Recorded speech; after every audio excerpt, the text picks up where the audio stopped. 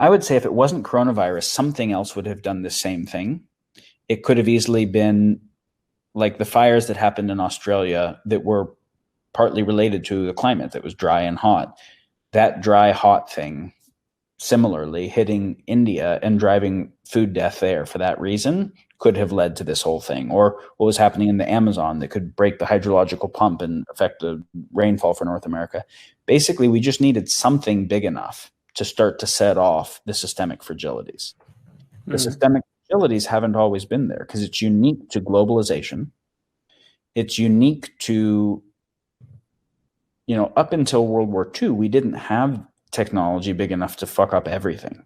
Like, we tried to fuck up everything. Like, you look at Genghis Khan and Alexander the Great and the Romans, and like, we would use our technology to fuck shit up for personal gain. But how much stuff we could destroy was limited by how powerful we were. World War II was when we were like, oh, we actually have the power to make the whole place uninhabitable. Well, in evolutionary time, that's just like a minute ago. And we made this entire world system, the whole Bretton Woods world, the World Bank and the UN and everything to make sure we never used that power, right? That we didn't use the nukes again. But nukes are super hard to make, right? You're enriching uranium is super hard to do. You can monitor it from satellites. The uranium doesn't exist in that many places. And so when you have two superpowers and one catastrophe weapon, you can do mutually assured destruction and make sure nobody uses it. But when you start getting to drone weapons and AI-controlled drone weapons and bioweapons and all of the other kind of exponential tech media weapons that are not that hard to make, and you have a world today where you've got dozens of catastrophe weapons held by many dozens of actors that can't even all be monitored,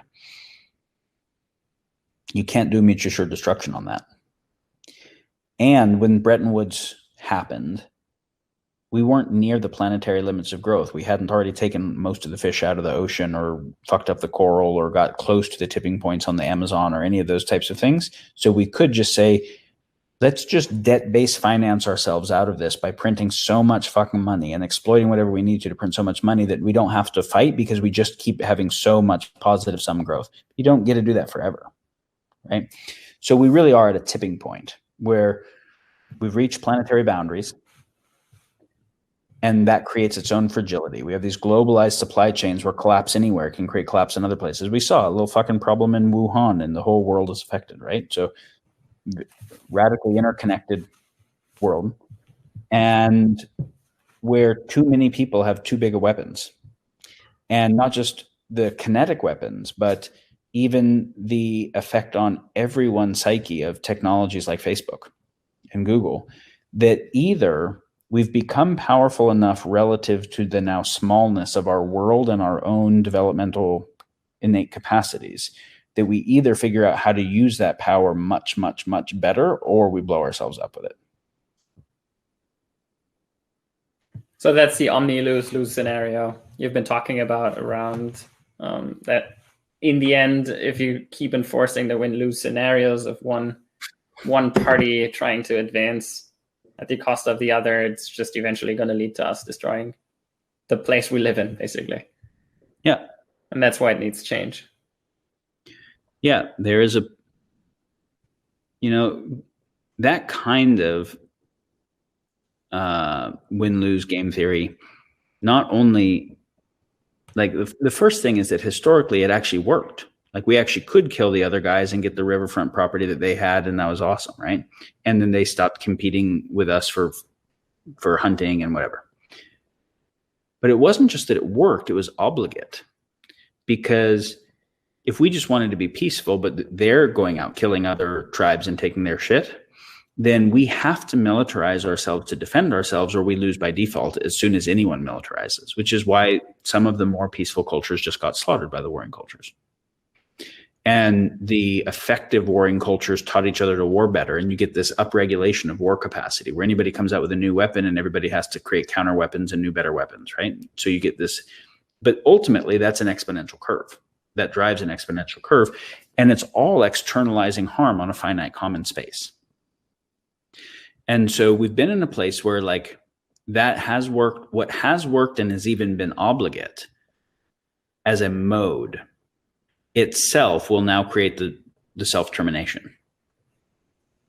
And so we need a fundamentally different approach than civilization has ever done or been able to implement previously. Which requires to understand or to be able to understand that equilibrium, right? Because if you don't look at that time scale, then you're just going to still see that win scenario for you. Right. And one of the interesting things, the whole think globally, act locally idiom, most people are doing the opposite of that without realizing it, where they're thinking about how to protect their own job and how to get a bonus and get ahead and advance in their social circle and whatever it is. Like, they're thinking about some pretty local shit, right? But they're buying stuff that comes from supply chains that happened run by warlords and on 6 continents, backed up by militaries, and pursuing dollars that are basically contracts backed up by militaries that support militaries. So they're buying their food that comes from the factory farms that both create swine flus and bird flus and pandemics and create massive slaughter and ruin the environment. And they don't even realize, but they're causing it. So it's like, who's causing it? Well, I am.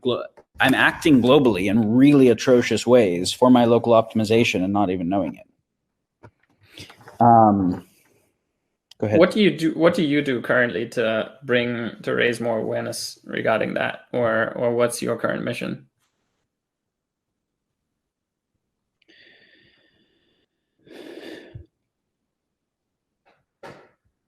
So I had a series of processes in my life of realizing that things that I cared about and wanted to solve were connected to other things that I didn't know that I cared about, but that also had to be solved, until it came to, if I try to stop these animals from being poached by putting bigger fences, but the poachers are still broke and have the same mindset, they go poach some other animal that might even be more endangered, right? Like, in order to really address it, we have to actually address not only the interconnectedness, but what are the driving functions underneath it. And I also went through the process of trying to, assuming at first naively that there were approaches already in place that were probably good or adequate. And that started with activism, in the kind of NGO world, and then kind of looking at the maybe UN IGO world, and then seeing if maybe there were economic solutions, if the Austrian school or the anarcho-capitalists had figured it out, or if the Scandinavian model could apply, or the permaculture for the whole world, or whatever, right? And it was clear that they all had some good partial insights, but it could run the fail cases of why, no, this actually isn't a solution for this whole problem set. So I kept trying to understand the nature of the problems better to be able to see what would an adequate solution look like, or a set of solutions. And the question, a central question is always very orienting, is what is most needed for civilization and life to thrive that is not being tended to currently? And that both that requires a clear sense of what's needed, right? It requires understanding the current problems and the future risk spaces, and both what isn't addressed and what the highest leverage types of things are in that stack. I would say that there's kind of 3 primary horizons in my current focus. There's what you can think of as the nearer term stuff, which is that there's a bunch of catastrophic risks that if they happen, we won't be able to reverse. And they'll just suck so bad, we must do everything we can to have them not happen. And they're currently imminent, or have a high enough probability that the probability needs radically lowered. And that even though they're being driven by underlying systems, they're being driven by perverse incentive within the nature of how our market and government systems interact, and they're being driven by poor sense making and political power games, whatever, we're not going to be able to fix those underlying systems fast enough. We just have to solve these things kind of directly. And so there's a whole set of ecological things that are actually pretty near tipping points, where without fixing the underlying systems that generate the problem, we just have to keep them from happening. we need to keep large-scale war from happening. We need to pay attention to the very large-scale refugee issues that could happen in the next little while. There's some grid stability, grid collapse stuff, right? There's a handful of things like that. There's also certain kinds of power consolidation that if they happen, we'll probably never get out of and that are really bad. So we need to keep some of those things from happening. So this is the like triage bucket. It's a pretty big bucket, right? Like any one of those is a pretty big thing, but it's how do we identify all the ways that humanity could go off the rails near term? And so there's a kind of risk assessment to be able to see what the escalation pathways to various kinds of irreversible risk are and say, how do we close those? There's another thing that has to be happening simultaneous, but is a slightly longer arc, which is institutional change. How do we work with the existing institutions to be able to have them be more oriented in effective directions? So how can we make certain perverse incentives within markets less incentivized? What could we do to make fucked up things more expensive? And what could we do to make things that would be really good more profitable, right? Can we change the topology of the incentive landscape where still incentive-seeking capitalism would incent different things? And within governments, can we do things that force higher kinds of transparency and accountability that decrease the corruption and kind of self-dealing and crony capitalism and regulatory capture? Well, it turns out that there is quite a lot that can be done in those spaces. And for reasons that will take more time than we have today, I will say that the very best we could do in that still won't be long-term adequate, that the underlying axioms, the underlying structures of those systems aren't right, but the new systems that we would want to build from scratch will take quite a while. And so we have to do this vectoring these systems in the right direction because they're the systems that still run the world, right? We've got 50 or $100 trillion that trades hands every day. And so that's a lot of total activity. We have to start vectoring that thing in the right direction as we work on new economic systems that might not be measured in single fungible currencies. So that's the second category, is kind of existing institutional change. The third one is build new civilization systems from scratch that are reverse engineered from defining the problem set well enough. So we identify all the catastrophic risks that could happen, especially as we have increasing technological power. And that power means the ability to do good shit and fucked up stuff, but the fucked up stuff kind of ruins the whole thing, right? So one war ruins everybody's ability who died to do poetry and art and all of the other things, right? So there is an entropic orientation, right? There's an asymmetry that makes entropy easier. It's just easier to break shit than it is to build it. And so, so if we identify, well, what are all of the ways, all the kind of catastrophic and existential risks? What are the things that lead us to making those things happen? What are the system dynamics and the incentives and the whatever? So we call those the generator functions of existential risk.